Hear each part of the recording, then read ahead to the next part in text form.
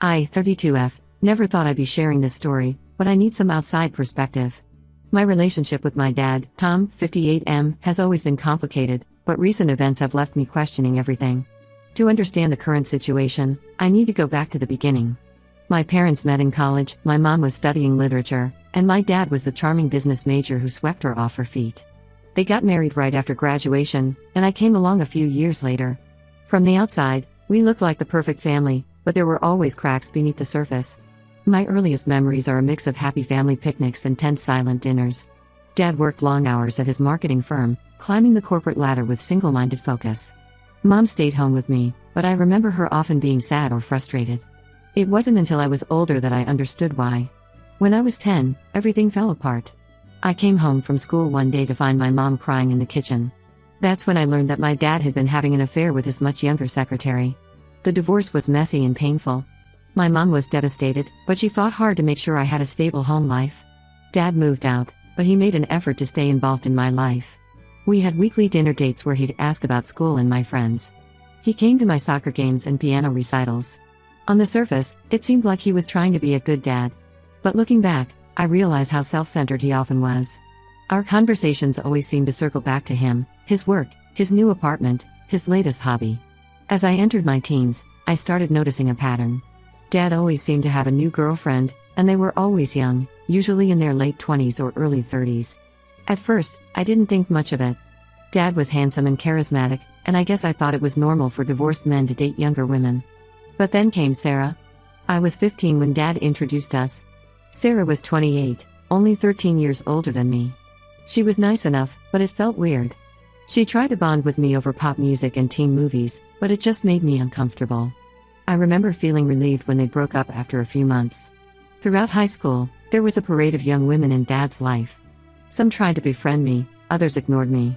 I started dreading our dinner dates, never knowing who might show up or how I was supposed to act around them. When I was 18 and heading off to college, Dad started dating Candace, 25F at the time. She was different from the others, more assertive, more interested in being part of Dad's life. And unlike the others, she stuck around. College was a relief in many ways. I was able to build my own life, make my own friends, without the constant presence of Dad and his girlfriends. But holidays and breaks were always tense. Candace had moved in with Dad, and suddenly my childhood home felt foreign to me. I remember one Thanksgiving break when I was 20. I came home to find that my room had been turned into a home gym. All my things, posters, books, childhood mementos, had been boxed up and moved to the attic. When I confronted Dad about it, he seemed genuinely confused about why I was upset. "But you're at college now," he said. "You don't need the room anymore." That was the first time I really saw how Dad's relationship with Candace was changing things. My presence in his life seemed to be shrinking, replaced by her wants and needs. After college, I moved back home temporarily while job hunting. That's when the real issues with Candace started. She treated me like an unwelcome guest, making comments about how long I was staying and how I needed to grow up and get my own place. Dad, to my shock and hurt, often agreed with her. One night, I overheard them talking about me. Candace was complaining about how I was cramping their style, saying they couldn't be themselves with me around. Dad's response broke my heart. "I know, babe," he said. "We'll figure out how to get her moved out soon." I confronted them the next day, and Dad tried to backpedal, saying I had misunderstood. But the damage was done. I moved out within a week, hurt and feeling betrayed. For the next few years, my relationship with Dad became increasingly strained. We'd see each other occasionally, but it was always with Candace hovering nearby. She'd make subtle digs about my appearance or my job, and Dad would just laugh it off or tell me to lighten up. I tried to talk to Dad about it several times, but he always dismissed my concerns. "That's just how Candace is," he'd say. "She doesn't mean anything by it." But it did mean something to me. It meant that my feelings didn't matter to him as much as keeping Candace happy. Things came to a head last month at my cousin's wedding. I brought my boyfriend, Jake, 34M, and we were having a good time until Candace had too much to drink. She started loudly comparing herself to the other women at the wedding, including me. She bragged about how she could still fit into her high school jeans and how some people, looking pointedly at me, let themselves go. I was furious, but I didn't want to cause a scene at the wedding. I pulled Dad aside and told him Candace's behavior was unacceptable. To my surprise, he defended her, saying she was just joking and I needed to lighten up. That's when I lost it. I told him I was done with both of them and their toxic behavior. Since then, Dad has been calling and texting nonstop, saying I'm overreacting and that family is more important than anything. But I don't feel like I'm part of his family anymore. Candace is his family now? I'm torn. Part of me wants to cut ties completely, but another part of me remembers the dad who used to take me fishing and help me with my homework. The dad who taught me to ride a bike and who cried at my high school graduation. I know that version of him still exists somewhere, but I don't know how to reach him anymore. Jake thinks I should give dad one more chance, but set clear boundaries. My mom, when I talked to her about it, said she wasn't surprised. She told me that dad had always been self-centered, always more concerned with his own happiness than anyone else's. I'm at a loss. I don't want to lose my dad, but I also don't want to keep subjecting myself to Candace's behavior and dad's indifference to how it affects me. Am I overreacting? Should I try to mend things? Or is it time to accept that our relationship has changed for good? Update 1: It's been a wild few months since my last post, and I want to thank everyone for their support and advice. Your comments gave me a lot to think about and helped me gain some much-needed perspective on the situation with my dad and Candace. After my last post, I decided to take a step back from both of them. I blocked their numbers and focused on my own life. Jake was incredibly supportive during this time, helping me work through my feelings and reminding me that I deserved better treatment. We spent a lot of evenings talking through my childhood memories, trying to untangle the good from the bad. About a month into my self-imposed silence, I received an unexpected call from my mom. She had heard about what happened at the wedding from my cousin and wanted to check in on me. We hadn't been super close since the divorce. I think I always reminded her a bit too much of dad, but she invited me over for dinner. That dinner was eye-opening, to say the least. Over her famous lasagna, my childhood favorite, my mom opened up about her marriage to dad in a way she never had before. She told me things I'd never known, how dad had always had a wandering eye, even when they were first dating.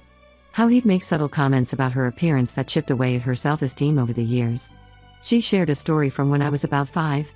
Apparently, dad had missed my kindergarten graduation because he was on a business trip with a coworker. Mom found out later that the trip was more pleasure than business. When she confronted him about it, he turned it around on her, accusing her of being paranoid and unsupportive of his career. Listening to my mom, I started to see patterns in dad's behavior that I'd been blind to before. The way he always had to be the center of attention. How he'd charm people initially but then lose interest once he felt he had them under his spell.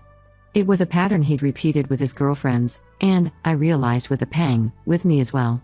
I left that dinner with a mix of emotions. On one hand, I felt validated in my feelings.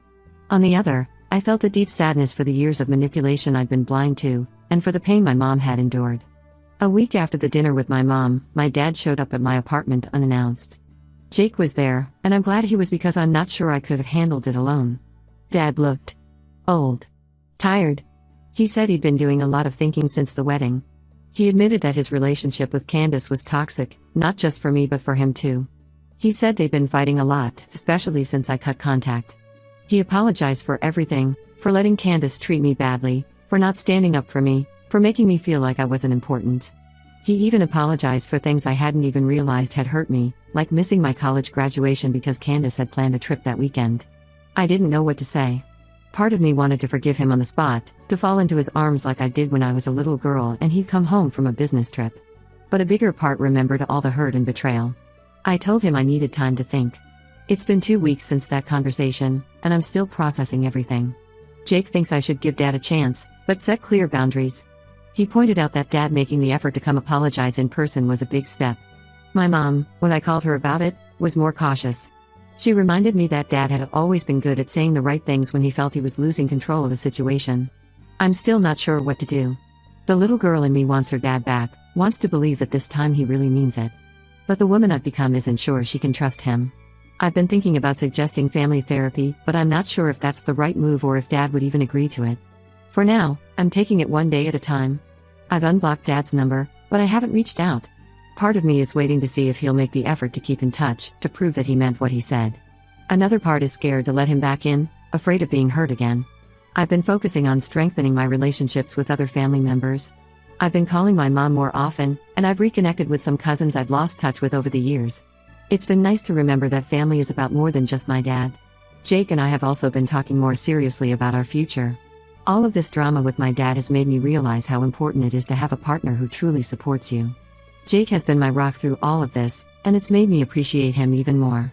As for Candace, I haven't heard anything from or about her since that day dad came to apologize. Part of me wonders if they're still together, but a bigger part of me is trying to focus on my own healing rather than worrying about their relationship. I'll keep you all updated as things develop. Again, thank you for your support. It means more than you know. Update 2. It's hard to believe it's been half a year since my last update. So much has happened, I hardly know where to start. First things first, my dad and Candace broke up. It happened about a month after my last update. Dad called me to tell me himself, which I appreciated. He said they'd been having problems for a while, and my cutting contact was a wake-up call for him. He realized he'd been prioritizing the wrong things and people in his life. After the breakup, Dad asked if we could meet for coffee. I agreed, but I asked Jake to come with me for support.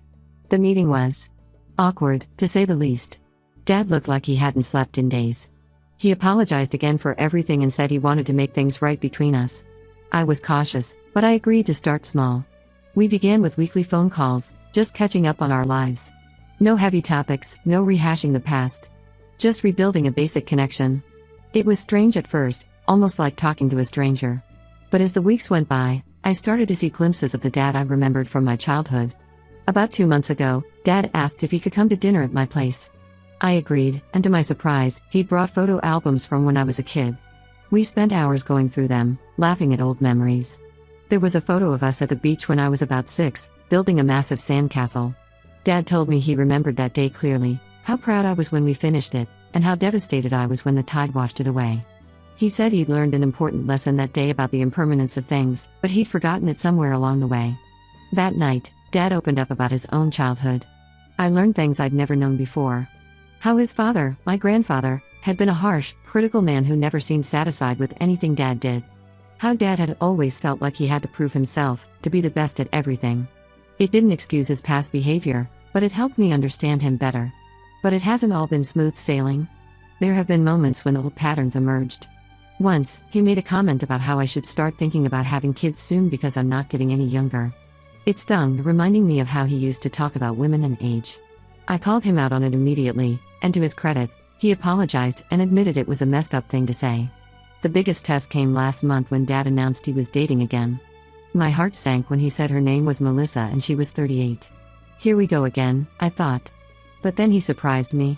He asked if Jake and I would like to meet her, saying he valued my opinion and wanted to make sure she would be a good fit in our lives. The dinner with Melissa was surprisingly pleasant. She's intelligent, has her own successful career as a pediatrician, and most importantly, she treated me with respect. She even pulled me aside at one point to say she knew about the history with Candace and assured me she had no intention of coming between Dad and me. I'm cautiously optimistic about the future of my relationship with Dad.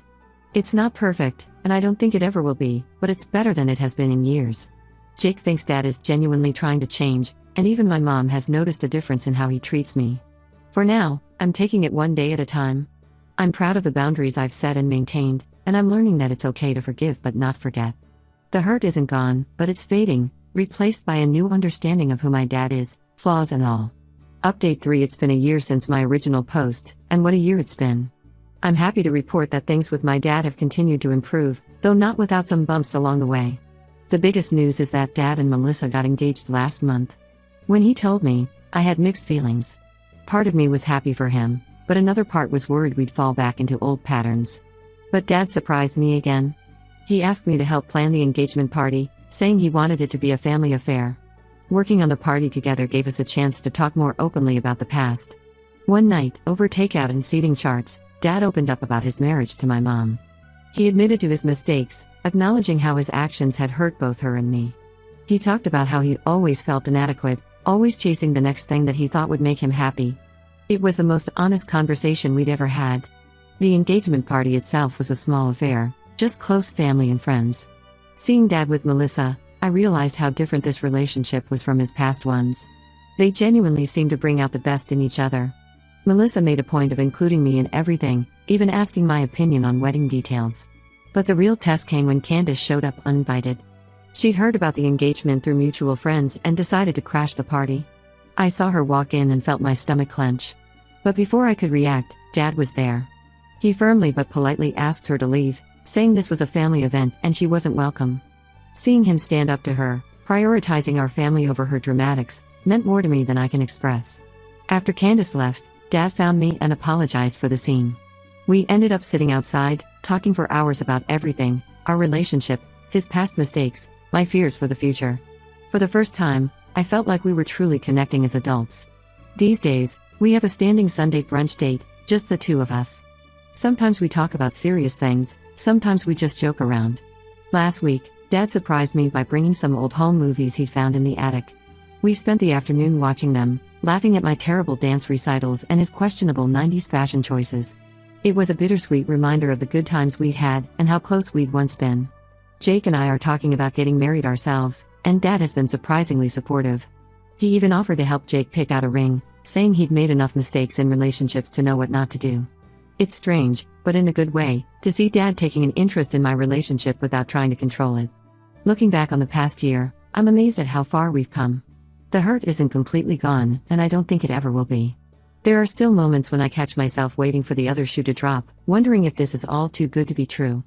But those moments are becoming less frequent. I've learned that people can change if they're willing to put in the work, and that it's never too late to rebuild a relationship. Dad's not perfect, he still sometimes says thoughtless things or falls into old habits, but he's trying. And for now, that's enough. To everyone who's followed my story and offered advice along the way, thank you. Your support helped me navigate one of the toughest periods of my life. If there's one thing I've learned, it's that family isn't just about blood, it's about the people who show up for you, who put in the effort to understand and support you. Sometimes that's the family you're born into, sometimes it's the family you choose, and sometimes, if you're lucky, it's both. I don't know what the future holds for me and Dad. I'm sure there will be more challenges ahead. But for now, I'm grateful for the progress we've made and hopeful for what's to come.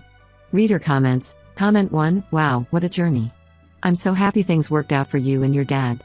It's rare to see people actually change, but it sounds like your dad really put in the effort. Wishing you all the best.